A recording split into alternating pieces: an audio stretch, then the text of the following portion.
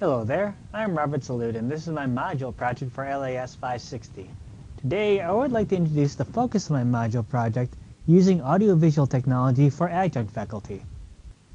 First, let's define a few terms that will be used through the rest of the presentation and the module. The majority of classrooms on campus are equipped with a suite of audiovisual devices available to instructors, usually built into a desk or speaking podium. These are referred to as multimedia technology podiums or just podiums.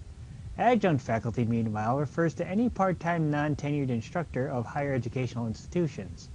This is in contrast to full-time tenured professors and lecturers.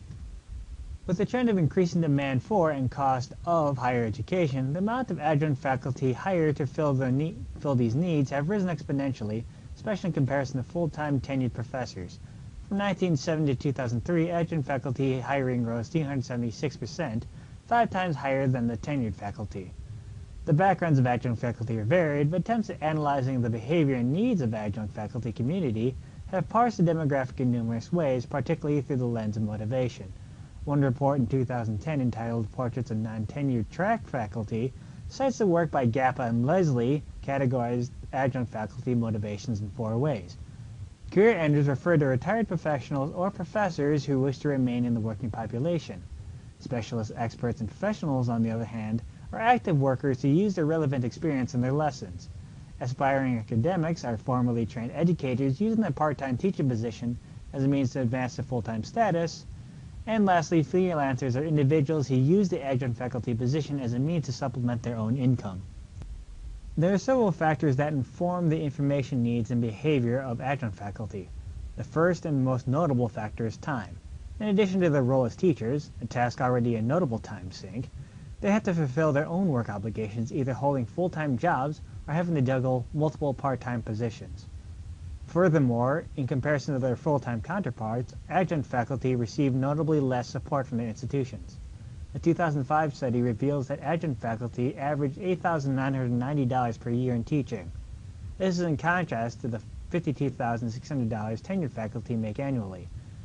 Even factoring income from other sources, the adjunct average is $43,850 versus $63,620 when factoring in all secondary incomes.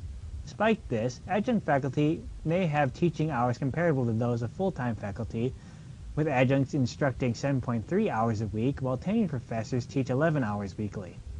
Combine this with the lack of influence in their employing institution and the lack of personal space for office hours, and what results is a student body who consider their adjunct faculty to be second-class teachers. As such, any information gathering not related directly to their employment or their teaching is given low priority. To fulfill their immediate needs, they may refer to the most convenient sources over one that would produce more satisfying or accurate results.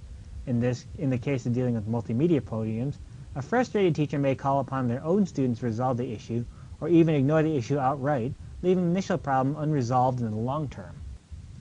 So let's take a look at a bit of the module itself. Since the subject is concerning a basic use of our multimedia podiums, which are by design meant to be user-friendly, and since the audience is giving up valuable time engaging in our class, the lessons will be limited to a short workshop. Depending on the amount of people in the class, the workshop can be fully visited within 15 minutes to a half hour, but the class size should be as small as possible and not exceed 7 to 8 attendees. The class will be broken down into parts and will mostly be delivered through the process of a lecture supplemented by PowerPoint. The class will be conducted in a classroom equipped with the most common multimedia podium.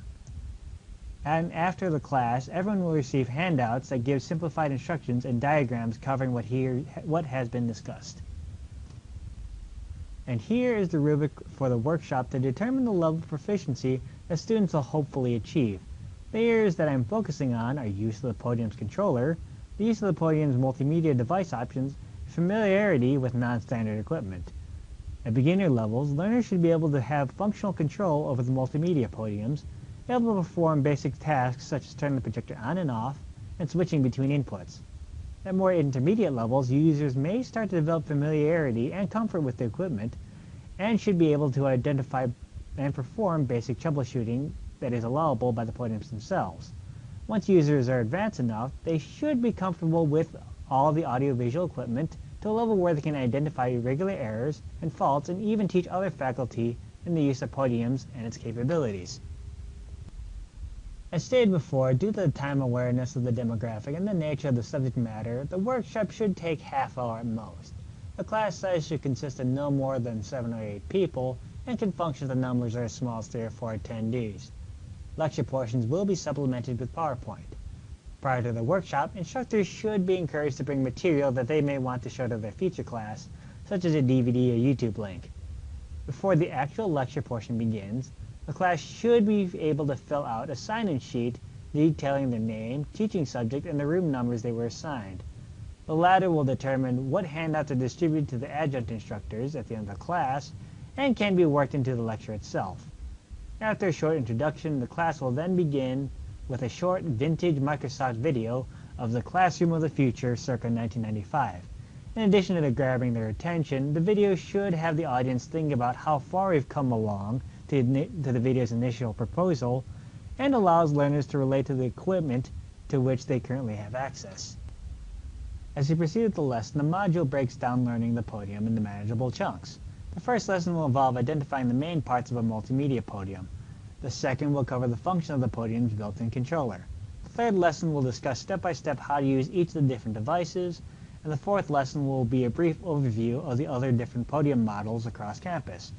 Along with each brief lesson, the class will be given a worksheet that requires them to follow along and fill out the blank spaces as the information comes up in the lecture.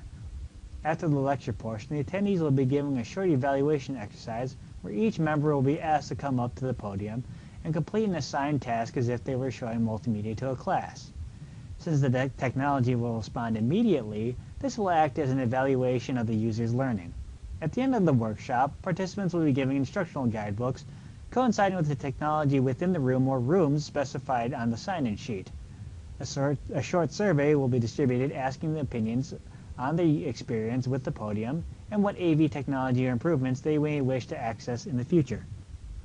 So let's take a look at how this module makes use of Keller's ARCS model for teaching motivation.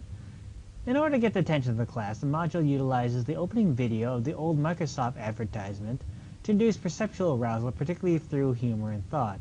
The use of PowerPoint to supplement the lecture will also serve to provide visual stimuli in order to grab and hold the class's attention.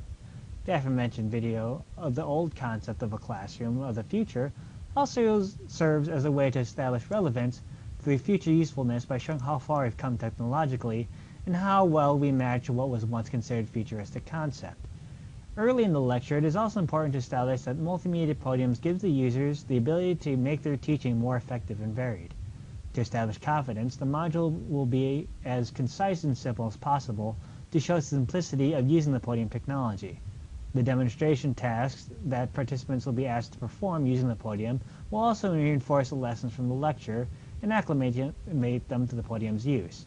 Furthermore, it is important to establish that during the lesson, in the event of any frustration or difficulty, there is no shame or worry in contacting for help from campus's IT department. And lastly, satisfaction will be met not only through establishing the ease of use and capabilities of the multimedia podium, but the attendee will be free to access and experiment with all the classroom technology covered during the lesson. Additionally, the surveys will serve to include the faculty in future decision-making processes in regards to AV equipment on campus. So how does this module address different types of learners? Following the McCarthy model, the different methods of learning and processing information are divided into 4 categories: why, what, how, and what if. For what learners, the concrete definitions and step-by-step processes presented in this lecture will appeal to their fact-finding abilities. For how learners, they'll be given an opportunity to apply what they have learned through the lecture in the form of a demonstrative task utilizing the podium itself as if they are preparing for a class. Why learners, in addition to piecing together the step-by-step worksheet following along with the class, during the lecture the subjects they teach will be referenced and put into the context of using multimedia to enhance their lessons. And what if learners will be given a chance to not only learn what they may freely use and experiment with in the podium, but they will have multiple material on hand to test how it may be displayed in a podium-equipped classroom setting. And here's a bibliography of my resources, which are also available in the bibliography section of the website. This has been my presentation for LIS560 on the subject of training adjunct faculty using audiovisual technology. Feel free to take a look at the Microsoft video and a few of the handouts on my website. Thank you very much, and it was a pleasure to present to you.